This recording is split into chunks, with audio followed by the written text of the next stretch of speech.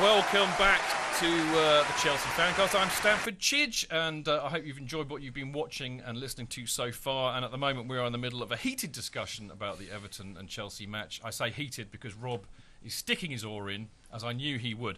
Just want to wrap up what we were talking about before the break, which is really all about Eto'o and whether he's sharp or not. And I think we'd all accept that he's not absolutely sharp at the moment, but I think it is indicative, isn't it, Ross, of a slightly flawed, striker transfer policy by Chelsea. Because, I mean, I think before the end of the transfer deadline, we all wanted Lukaku to stay. Yeah. We're not necessarily happy with Torres. We don't think Barr's really cutting the mustard, and we desperately wanted a decent one. And we have got Eto'o. And I think, much as I hate to admit it, Rob might have a point or two. What do you think? Well, I think the first thing is you've got to probably trust Jose. I mean, he's worked with Lukaku for all of pre-season. He probably wants something more from him, maybe to round out his game or whatever. But you're definitely right. We've got three misfiring strikers. Eto'o will be in one game, and the attacking quality we've got up front, apart from the actual striker position, necessitates having someone who can take advantage of that. And at the moment, it's a doubt, which is a problem. I tell you what. I mean, just to draw a line under it. I mean, I don't expect Eto'o to be, 100% sharp at the moment. I think he will improve with a few games. What I'm really pleased about was I saw more intelligent movement from a striker in a blue shirt than I've seen for a considerable amount of time. And he did get into the right areas to score, and he could have done on another day. He could have had 2 goals. So I'm less worried, I have to say. I think we should give him time, like we're trying to be a bit patient with the team. That kind of moves me swiftly on to the next topic for discussion, which is, as Alan Hansen would say, poor defending. Yes. Terrible defending for the goal, Rob. Well, and Jamie Redknapp has gone as far as to say he talks about as much sense as Hansen, really. Well, actually, I was a good friend of mine, Jamie, actually, and he's... Can I tell you a very quick joke about Jamie? Yeah. You will like this. I was in Soho House with an American mate of mine who funnily enough, has very much to do with this show, and a couple of birds, and we walked out of Soho House, and Jamie Redknapp was standing outside waiting for his car to take him along, and Michael goes up saying, "Hey mate, it's Harry Redknapp."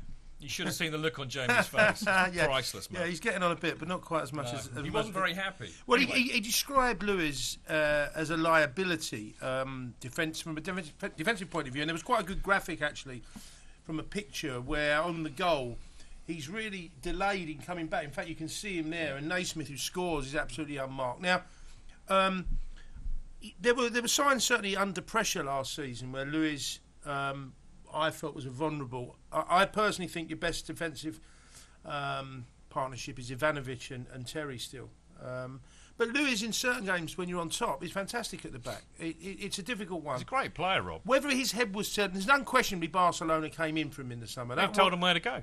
And he seems as though he said no. Whether that's preying on his mind or not, I don't know. He says, "I want to be a geezer at Chelsea." Yeah, well, I think there's a tremendous video I've seen of when you won the European Cup, or Champions League, you call it. A pal of mine was on the flight back with the team, and him. I think you just dropped something there, Rob. Yeah. Well, he's singing. Him and Drogba are singing this song on the back of the plane, and I'll remember it a little bit later, and you might be able to YouTube the song. But he is one of the lads there, I'm told, yeah. and he's.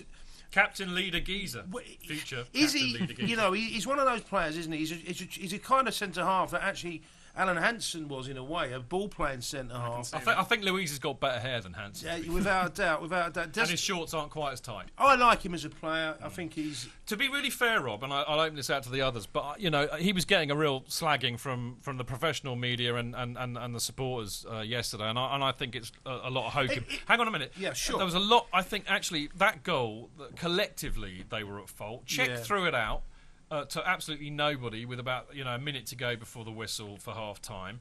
Ramirez, yet again, another incredibly poor touch. Yes, Luiz does basically hair outside of the penalty area on a wild goose chase, which leaves Ivanovic with 2 to mark, hence they score the goal. But I think that was collectively bad defending. You can't just pin it on Luiz, a lot of people were trying to. Yeah, I would have said that, Ivanovic at the back post. The two people you wouldn't expect to lose a header are Ivanovic and Terry, and Terry wasn't near enough to Naismith. Terry's meant to be actually commanding the back line.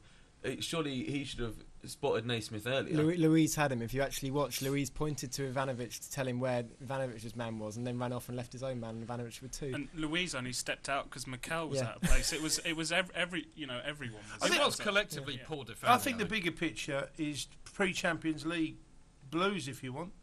You saw it at Manchester City. I mean, you go into a Champions League campaign. I don't think that was Chelsea's first choice 11 against Everton, which I think is a bit of an insult to Everton early in the season at Goodison Park when it's a bit wet and windy. It's always a tough place, great atmosphere, and the balance of the team wasn't right, and that's why. Okay. And I think you're right. The goal was more collective than an individual fault by Lewis. The problem is he sometimes looks lackadaisical, doesn't he? But what he gives you positively very often is an asset, isn't it? But he's also, like you're saying about future captain Ida Geezer and stuff. When Lukaku missed the penalty in Munich, Louise was the first one over to him. I think he's there to stay, Darren, and I think that he will be a fixture in that side, and I think he will get better. He's still very young. But mate, Barcelona want him. I mean, unless they're trying to get a player who will fit into their defence that can't defend. Yeah. He's first choice for Brazil. Yeah, this is a good player. I wasn't criticising him, was I? No. To be fair, I don't think you were. I'd just like to move it on to another thing that really caught my eye. I mean, it was a bad time to concede the goal, fair enough. But I thought what was very interesting was the way that, Jose did what Jose does by making a pretty big gamble in terms of substituting Ashley Cole for Torres. Now, what interested me about that was that, he has that reputation of making big, bold decisions during a game, which quite often change matches. But I actually thought that was, in a way, posturing, because we were all over Everton at the time, and actually, on another day, you could say that it was just a matter of time before we scored. So I kind of sense he'd pressed the panic button. He was kind of trying to make a bit of a bold statement there, Ross. Well, no, I think I disagree there. I think Ashley Cole. You're not allowed to disagree. I'm not allowed to disagree. Sorry. Well, I think Ashley Cole was playing poorly, and I did want to see. I mean, I was happy to see Jose change it up, but I think he, in hindsight, he got it slightly wrong, because we ended up playing 3 at the back, 2 up top, and then it was kind of a mishmash in midfield. And the problem was that Hazard and Ramirez were the only players on the flanks, and it just gave Everton so much space on the flanks. Yeah, I totally agree. I mean, that kind of worries me about the fact that, we were getting exposed down the flanks, but again, I don't think it was necessarily Branner and Ashley's fault. I think you can actually point the finger at the 3 attacking midfielders that we got, none of whom really tracked back, Pablo. I agree with your initial point regarding the substitution, but for me, what got me was the first substitution. Yeah, how did we get onto the flanks? I blame Ross. Yeah, and the double substitution where Mata and Schürrle came off for Lampard and Oscar, complete, like we were on top. We were so on top for the first 15 minutes. They changed the shape, they changed the players, and that confused it. Yeah, I agree with that. It was the first substitution that led to... I just raised one tiny little point here. Everton played very, very well after a poor start, particularly Gareth Barry, and they basically pressed the life out of your midfield in the second half. Gareth Barry, though, was he playing for Manchester City or Everton? Which is possibly another issue. I mean, but you've got to accept, and I know you're Chelsea fans, but you lose sometimes because the other team. Yeah, I think that's a valid point. They ran and they did. But we did miss a number of clear-cut chances early in the first half. He did. Yeah. Barry stopped one of them with a sliding challenge. Yeah, which was I've never seen him move so far. Well, as someone said, that was almost a block as good as a goal. It was a tremendous challenge, and he was outstanding, wasn't he? Right, Lauren, what have they been saying out in the world of Mixlr and Twitter and all of that? Twitter. So we've had a lot of response on Twitter, and Martin Wickham has said, better team for 75 minutes or so, lost shape after the Cole for Torres substitution, wouldn't have scored given a week, one of them days. It was, wasn't it, really? Luck Tudor 5 has said, promising, despite media overreaction, if the front line can click and we can finish, we'll win these games by 3 or 4 goals. And Chelsea Kev has said, I think it's unrealistic for us to go unbeaten throughout the season. Still disappointing, though, not to score with so many chances. In many respects, it actually might do us good, I think, losing that game so early on. Mourinho was saying that in his presser, wasn't he, that, you can't expect... And we said it, actually, in the shows, previewing the season. You can't expect this to be like 2004 when he turned up. It's a completely different situation. Now, one thing I really want to talk about is a guy who gets an absolute slagging, and there's a certain young lady on the benches who used to dig me out for doing just that. But anyway, Mikel, I just think he had a brilliant, solid display, and he really is a proper defensive midfielder. He makes tackles, he wins the ball, he distributes it simply to a player who will then go and do something with it. I mean, he had a 97% pass completion yesterday, and for me, he's one of the first players on the team sheet at the moment. But we do have a real problem with that central or defensive midfield position because, I'm sorry, but Ramirez is not a defensive midfielder.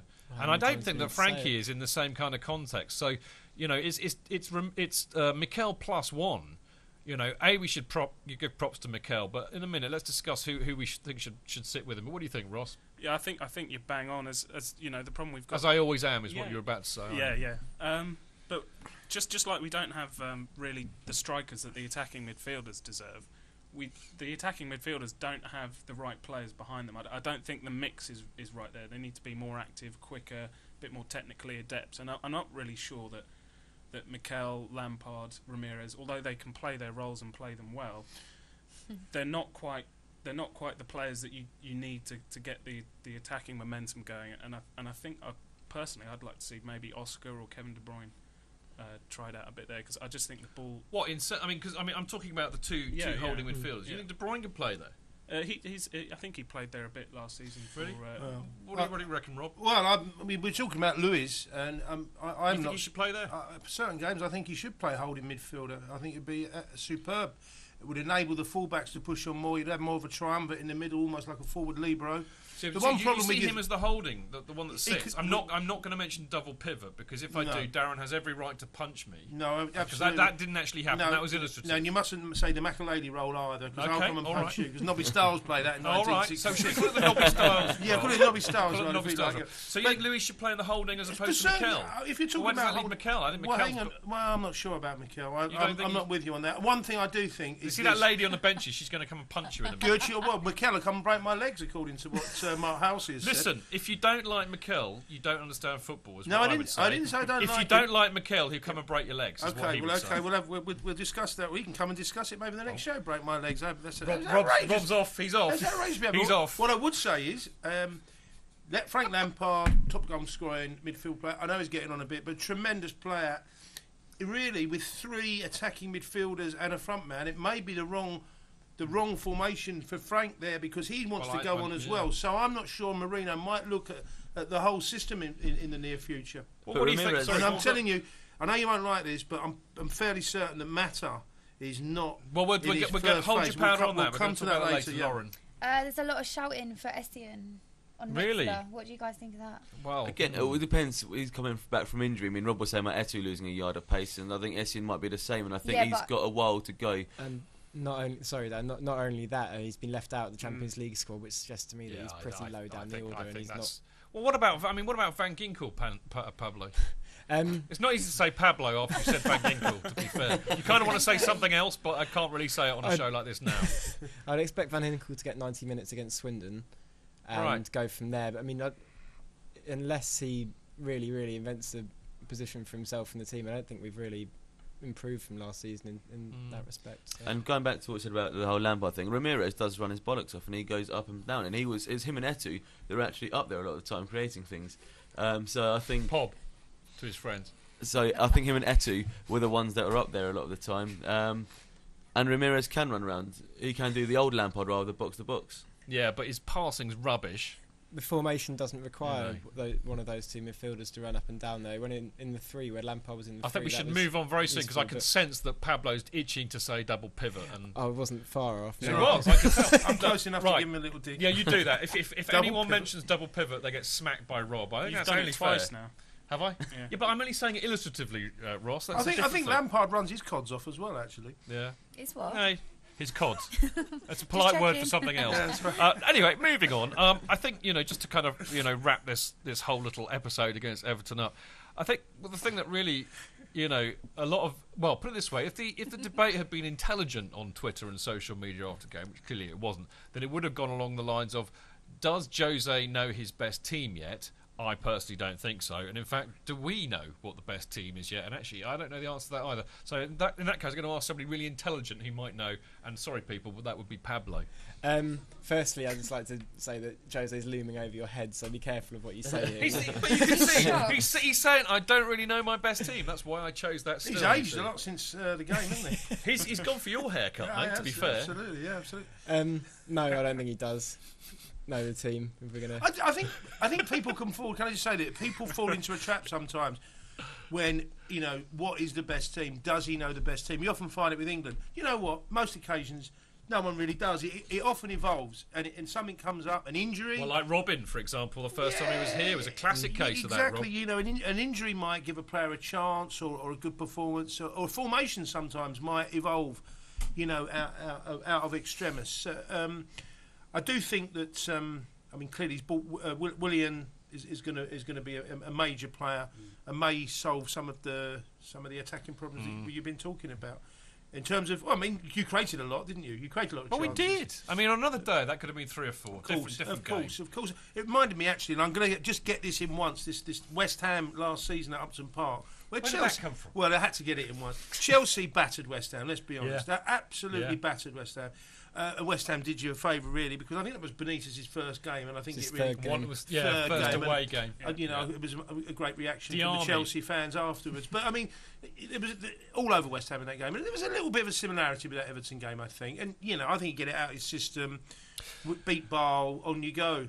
I would like to, at this juncture, I mean, look, I think just to summarise that, I think, you know, we are a work in progress. I think we're going to have to be patient, and I think it's not going to be an easy ride even with Jose in charge. But I do think that actually, in spite of all this intelligent analysis, there is a real reason why we actually lost this game, and that is the curse of the black kit. Da, da, da. Now look at those stats. You know, look at those stats. Since 2010-11, we've played 22 matches in the black kit, won 7, that's 32%, drawn 5, 23%, and lost 10, that is 45%. And all those stats are courtesy of the Statmeister Chelsea Chadder. But what do you think of that? I'm not just making it up, because obviously I do make these things up. Well, but I've actually managed to back it up for a change. Black kits shouldn't be allowed for a start. Why not? Well, referees wear black. Well, that's very true. No, only Lev Yashin, the Russian goalkeeper, you know, who made it as a trademark. Since then, the black shirt should be retired, and as Chelsea's point of view, it should be put on the bonfire November the 5th and burnt. Like Manchester United got rid of that Grey kit. The grey grey kit after, even at half time, I think it's They did, didn't black they? kit. They lost 6-3 in I think that. you should that was start another game. It Yeah. a wasn't ban. 6-3. I think okay. Chelsea It's fans 3-1. should start a ban the black kit campaign. I'm up for that, Rob. I Yep. think Rob's just done us a favour there. Campaign. What do you reckon, boys and girls? I think we should bring back the red and white diamond kit, classic kit. You like that, don't you? I'm a big fan of As bringing out the worn, yellow as and worn blue. by David Speedy and Colin Yeah, Pates yeah. and John Bumstead. Bummers. And Dennis Wise and And Kerry yeah, it Dixon. went on for a Yes. while. Commodore kit, wouldn't it? Yeah. Or some people called it the comedy kit, and they wouldn't have been wrong. But there you go. Definitely not the tangerine and graphite kit. All right, that was horrendous. Darren, what your final word for you on this? Black kit, is it to blame? No, I just think it's Everton were just a good. They were good. We haven't even Well said that apart said. from Rob. They Yeah. were. The fact that under Mourinho beforehand, he would never have it. I was letting in a goal just before half time or full time against Bayern Munich, against Aston Villa, against Everton. They kept running. It's not that we stopped, but we lost focus just before half time. Mourinho must have been furious at half time when they was doing that, and it alters the second half. If they hadn't scored that goal, it could have been 0-0. We could have won 1-0. We wouldn't have made those substitutions. It's a horrible time to let in a goal, and I think we paid for it. Blimey. Wonderful. After the break, it's going to be time for fannies. That'll cheer you up.